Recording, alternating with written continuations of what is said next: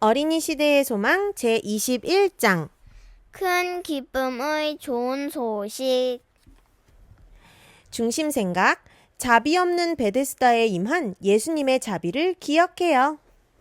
주제 성경절 예수께서 그 누운 것을 보시고 병이 벌써 오래된 줄 아시고 이르시되 내가 낫고자 하느냐. 요한복음 5장 6절 말씀. 어린이 여러분 안녕하세요. 여러분 혹시 선착순이라는 것을 아세요? 선착순. 제가 학생일 때 가장 싫어했던 벌이 선착순이었어요. 체육 시간에 몇몇 남학생이 선생님의 말씀을 듣지 않고 떠들었어요. 화가 난 선생님은 말씀하셨어요. 남자들 다 일어서! 앞에 있는 축구 골대 돌아서 다시 여기까지 온다! 선착순 5명! 이렇게 말이 끝나면 친구들은 뛰기 시작해요. 모두 경쟁자가 되는 거예요. 5등 안에 들어야 다시 뛰지 않는 거예요. 운이 좋게 5등 안에 든 친구들은 땅에 앉아 쉴 수 있었고 나머지는 다시 뛰어야 했어요. 심장이 터질 것 같고 숨은 턱까지 차오르고 다리는 더 이상 내 다리가 아니었어요.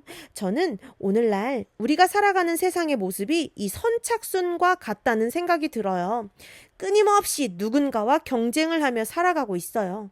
더 높고 더 좋은 곳에 가기 위해서 말이죠. 오늘 성경 말씀에는 경쟁에서 적응하지 못했던 한 사람과 그를 회복시키셨던 예수님에 대한 이야기가 소개되고 있어요.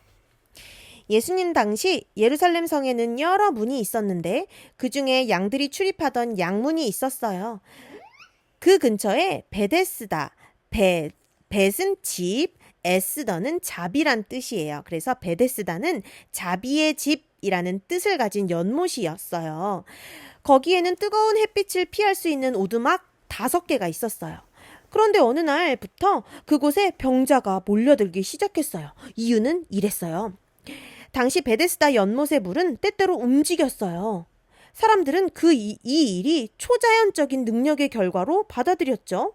사람들은 물이 움직인 후에 제일 먼저 들어가는 사람은 어떤 병에 걸렸든지 다 낫는다고 믿었어요. 이러한 믿음 때문에 이 오두막에는 언제나 환자들로 넘쳐났어요. 병에서 놓이기를 원하는 환자들로 말이에요. 이는 천사가 가끔 못에 내려와 물을 움직이게 하는데 움직인 후에 먼저 들어가는 자는 어떤 병에 걸렸든지 낫게 되밀어라. 물이 움직일 때에 나를 못에 넣어주는 사람이 없어 내가 가는 동안에 다른 사람이 먼저 내려가나이다. 요한복음 5장 4절 7절. 여기서 주목해 볼 단어가 있어요. 바로 먼저란 단어예요. 먼저. 사람들은 연못에 물이 움직일 때 제일 먼저 들어가는 한 사람만 병에서 낫는다고 믿었어요. 여러분, 이 연못에 물이 조금이라도 움직였다고 생각해보세요. 그때 사람들이 어땠을까요? 다 들어가려고 하겠지. 다 들어가려고 하겠지요. 네, 맞아요. 힘없고 약한 여자나 아이, 나이 든 사람은 막 이리저리 밀리고 짓밟히기 일쑤였어요. 왜? 다 들어가려고 했으니까. 오직 강하고 빠른 자만이 살아남을 수 있었죠. 많은 병자는 꿈을 가지고 베데스다에 왔지만 연못 가까이에는 가보지도 못하고 죽었어요. 사람들이 그렇게 헛된 소망을 간직한 채 한 사람씩 죽어갔어요. 여기 베데스다 연못에서 가장 불리한 상황에 놓인 한 사람이 있었어요. 거기 38해 된 병자가 있더라. 요한복음 5장 5절.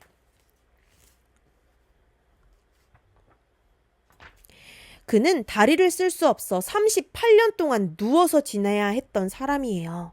그는 자신의 힘으로는 이 경쟁 사회에서 절대 이길 수 없었어요. 많은 병자가 자비의 집이라는 이름을 가진 베데스다에 모였지만 어디에서도 자비를 발견할 수 없었어요. 오직 힘과 경쟁밖에 없었죠. 하지만 바로 이곳에 자비의 사람이신 예수님께서 찾아오셨어요. 모두 안식일이라고 성전에 가서 예배를 드리고 안식일을 누리고 있을 때 예수님은 안식일에 마음과 몸이 안식하지 못하고 있는 사람들과 그 쉼을 함께 하고자 이곳 베데스다를 찾으신 거예요. 그곳에 가장 힘없고 희망 없이 누워 죽어가고 있는 사람을 바라보십니다. 구주께서는 38년 동안 속절없이 불구로 지내온 사람이 처한 최고로 비참한 경우를 보셨다. 사람들은 그의 질병을 하나님께서 내리신 심판으로 여겼다. 고독했고 친구도 없었고 하나님의 자비로부터 차단되었다는 생각으로 고통받던 그 사람은 오랜 세월을 비참하게 보내던 차였다. 예수님은 그의 오래된 아픔을 알고 계셨어요. 병이 벌써 오래된 줄 아시고 요한복음 5장 6절. 예수님은 오늘 저와 여러분의 마음과 아픔을 알고 계세요. 예수님은 말씀하셨어요. 내가 낫고자 하느냐. 일어나 내 자리를 들고 걸어가라 하시니. 요한복음 5장 6절 8절. 여러분, 이 사람이 원한 것은 물을 움직일 때 다른 사람보다 더 빨리 연못으로 데려다 주는 것이었어요. 그런데 예수님이 뭐라고 말씀하세요? 일어나서 걸으라. 일어나서 걸어가라. 내 자리를 들고 걸어가라. 요한복음 5장 8절. 아니, 지금 38년 동안 누워 있었는데 일어나라는 거예요. 여러분 같으면 어떻게 하시겠어요? 봄이 같으면 어떻게 해요? 삥 그럴 거예요? 의심하고 화를 내기도 했을 거예요. 그런데 놀랍게도 이 안진뱅이는 그에게 찾아온 단 한 번의 기회를 꼭 붙들었어요. 그는 그리스도의 말씀을 믿었고 그 말씀에 따라 몸을 일으켜 보았어요. 그때 모든 신경과 근육이 반응하기 시작했고 두 다리에 힘이 들어가면서 벌떡 일어나게 되었어요. 여러분, 혹시 학교 성적이 다른 친구보다 좋지 않아 걱정인 친구들이 있나요? 다른 친구보다 건강하지 않고 외모도 더 뛰어나지 않아 고민 가운데 있는 친구들이 있나요? 다른 친구들은 인기도 많은데 나는 인기가 없는 것 같아 기분이 좋지 않은 친구들이 있나요? 저도 여기 선생님도 학창 시절을 생각하면 베데스다 연못에 있었던 38년 된 병자와 같았어요. 인기도 없었고 키도 작고 얼굴은 시커멓고 여드름 투성이었죠. 잘하는 것도 없었어요. 그런데 이런 제가 고등학교 2학년 때 저를 찾아오신 예수님을 만나게 되었어요. 예수님을 만나자 저는 어찌나 세상이 아름다워 보였는지 몰라요. 자신이 너무나 소중하게 느껴졌어요.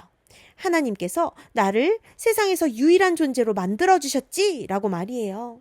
외모와 재능, 뭐 하나 달라진 것이 없는데 예수님이 나를 사랑하신다는 사실 하나가 모든 생각과 마음을 일순간에 바꿔버린 거예요.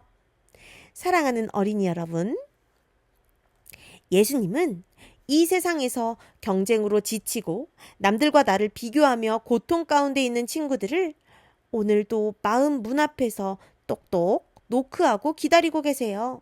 오늘 그 예수님을 영접하는 여러분과 제가 되기를 바랍니다. 끝!